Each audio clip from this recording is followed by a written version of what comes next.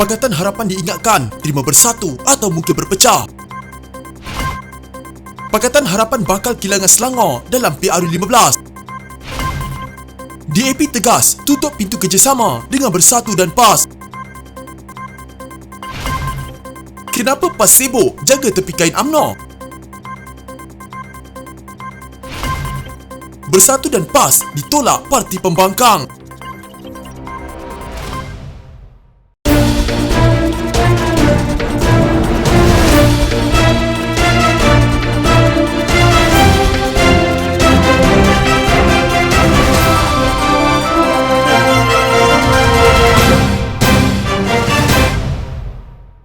Calon Timbalan Presiden PKR Rafizi Ramli berkata Pakatan Harapan pada 2016 telah diingatkan supaya bergabung dengan Bersatu jika tidak mahu mereka berpecah. Kita sebenarnya diberikan kata dua pada 2016. Kalau tidak terima Bersatu dalam Pakatan Harapan, maka besar kemungkinan Pakatan Harapan akan berpecah. Katanya sepada jelajah yakini rakyat. Beliau berkata, Pakatan Harapan pada dasarnya enggan menerima Bersatu. Sebaliknya hanya mahukan parti itu mengadakan perjanjian dalam pilihan raya bagi mengelak mereka bertembung. Bagaimanapun Rafizi berkata, atas desakan rakan sekutu iaitu Amanah dan DAP serta semangat untuk membentuk satu perubahan dalam negara, maka Pakatan Harapan bersetuju bergabung dengan Bersatu ketika itu. Tetapi ialah kita dah bersangka baik atas harapan bahawa negara ini perlu perubahan. Maka kita telan, kita dah cuba. Hadiah yang kita dapat daripada sangka baik itu adalah pengkhianatan, katanya. Menurutnya, isu prinsip dalam Pakatan Harapan seharusnya tidak perlu diubah. Sebaliknya, gabungan itu perlu merencanakan taktik lebih berkesan selain yakin dengan kekuatan parti masing-masing. Tapi inilah Pakatan Harapan. Kadang-kala ada cucuk jarum tak kena tempat. Ada timbul isu lain. Sebab itu bagi saya, Pakatan Harapan perlu bersatu dan menerima kekuatan masing-masing. Kita bawa kekuatan itu sehingga ke Putrajaya. Taktik itu kita kena tukar. Jangan kita kacau soal prinsip. Kalau itu semua pandangan baik dalam DAP, Amanah, PKR, baru senang kita buat kerja, katanya.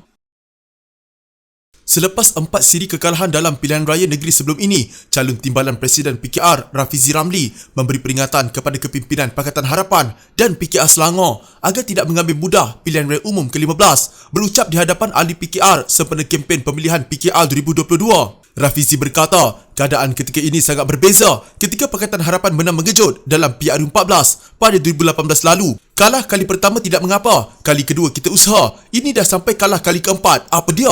Kalau kalah pula di Selangor PRU15, kita bukan saja masuk gua, tapi masuk gua tutup, gua tak timbul dah. Dan kalau adalah pemimpin dalam Pakatan Harapan atau PKR yang masih bermimpi di siang hari yang kita boleh menang mudah di Selangor seperti sebelum ini, saya minta simbah air dekat muka mereka, katanya seperti jelajah yakini rakyat. PRN Johor pada 12 Mac lalu menyaksikan Barisan Nasional memenangi 40 daripada 56 kerusi, manakala Pakatan Harapan berjaya menawan 11 kerusi, Perikatan Nasional 3 serta PKR dan MUDA masing-masing 1 kerusi. Kalau Johor keputusannya begini, begitulah keputusannya pada PRU15 nanti, kata Rafizi. Beliau berkata sekiranya kepimpinan PKR tidak bertindak terhadap isyarat dari Johor dan 3 lagi PRN Sabah, Melaka dan Sarawak, kemungkinan besar parti itu akan kehilangan Selangor pada PRU15. Rafizi turut memberi amaran kepada pemimpin Pakatan Harapan Selangor yang mempunyai jawatan supaya bersedia untuk hilang kedudukan itu dalam tempoh 3 atau 4 bulan dari sekarang. Kalau kita tak lakukan sesuatu setelah apa yang isyarat dari Johor berikan,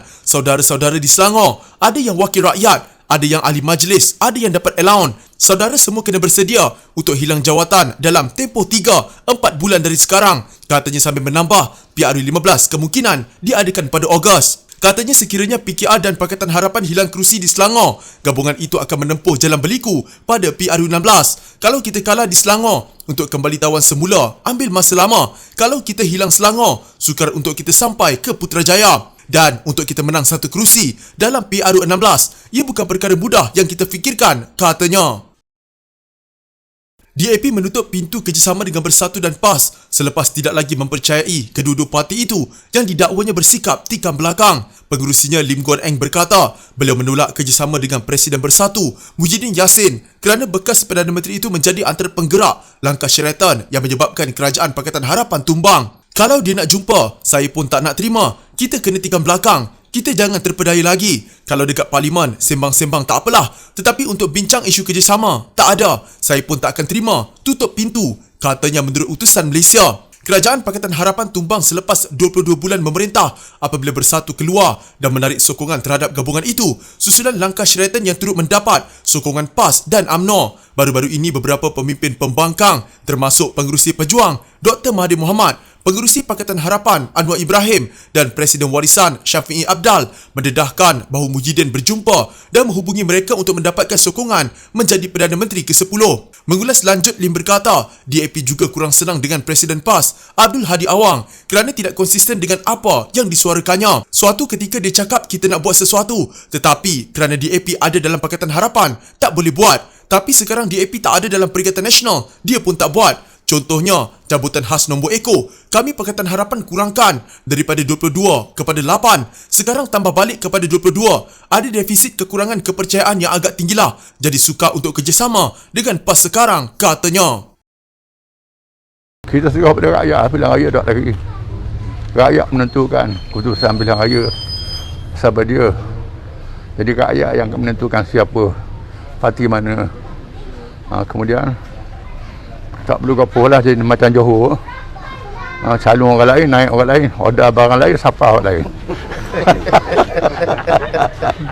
Keputusan Majlis Kerja Tertinggi UMNO menamakan Ismail Sabri Yaakob sebagai calon Perdana Menteri Barisan Nasional bagi pilihan raya umum ke-15 adalah hak UMNO dan PAS tidak perlu sibuk dalam urusan parti itu. Setiausaha veteran UMNO Mustafa Yaakob berkata, PAS tak perlu jadi tukang sibuk dan tidak perlu menjaga tepi kain UMNO. Jelasnya PAS boleh menamakan sesiapa sahaja calon Perdana Menteri pilihan mereka dan UMNO tidak berminat untuk tahu atau campur tangan. Veteran UMNO menasihati Presiden PAS Abdul Hadi Awang supaya jangan cuba jadi tukang sibuk dalam urusan UMNO. Hadi tak payah nak jaga tepi kain UMNO. Lebih baik dia menjaga dalam kain PAS. PAS bukan sepupu sepapat UMNO. Keputusan MKT mencalonkan Ismail Sabri sebagai Perdana Menteri sekiranya Barisan Nasional menang dalam PRU 15 itu adalah hak UMNO. Gopoh atau terburu-buru itu adalah hak UMNO. Kalau PAS merasakan Perikatan Nasional boleh menang, maka PAS juga boleh menamakan sesiapa sahaja sebagai calon Perdana Menteri. UMNO tidak berminat untuk ambil tahu dan campur tangan, katanya dalam satu kenyataan. Media melaporkan Hadi menyifatkan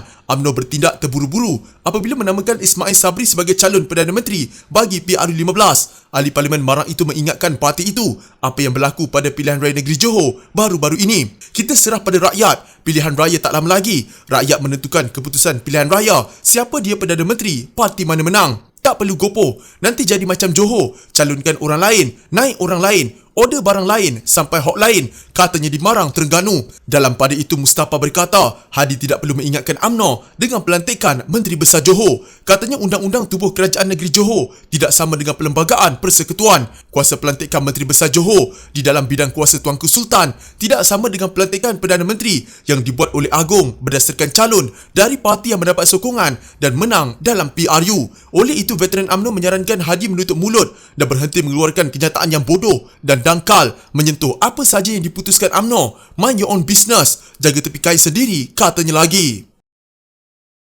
PAS menyatakan penghargaan kepada Amanah yang mengesahkan parti berkenaan tidak mempunyai sebarang kerjasama politik, terutama membabitkan Pakatan Harapan menjelang pilihan raya umum ke-15. Setiausaha Agungnya, Taqiyuddin Hassan berkata demikian sebagai mengulas kenyataan Presiden Amanah Muhammad Sabu yang enggan bekerjasama dengan PAS dan Bersatu menerusi pendekatan kemah besar. Taqiyuddin berkata PAS konsisten menyokong kerajaan persekutuan diterajui bersama Barisan Nasional, Perikatan Nasional, Gabungan Parti Sarawak, Parti Bersatu Sabah dan STAR. PAS mengucapkan terima kasih di atas kenyataan Presiden Amanah yang mengesahkan bahawa PAS tidak mempunyai sebarang hubungan dan sekaligus tidak akan menjalinkan kerjasama politik dengan parti-parti pembangkang, khususnya Pakatan Harapan. PAS amat yakin pendekatan penyatuan ummah yang boleh dicapai melalui kolaborasi parti-parti utama di negara ini yang berteraskan konsep perpaduan Melayu Islam dan Bumi Putera adalah formula yang paling berkesan serta akan diterima oleh majoriti rakyat Malaysia, katanya dalam kenyataan. Terdahulu Muhammad dalam kenyataannya berkata, pendekatan kemah besar tidak termasuk Bersatu dan PAS kerana tidak mungkin Pakatan Harapan akan bekerjasama dengan pengkhianat yang jelas, mengkhianati amanah serta mandat rakyat. Taqiyuddin yang juga ahli Parlimen Kota Baru berkata, PAS melalui pendekatan politik matang dan sejahtera sentiasa komited dan sedia berbincang untuk bekerjasama dengan mana-mana pihak yang mengutamakan perpaduan serta keharmonian dalam menghadapi PRU 15. Apa yang penting dalam era pasca pandemik ini adalah kepentingan rakyat dan negara diutamakan, katanya.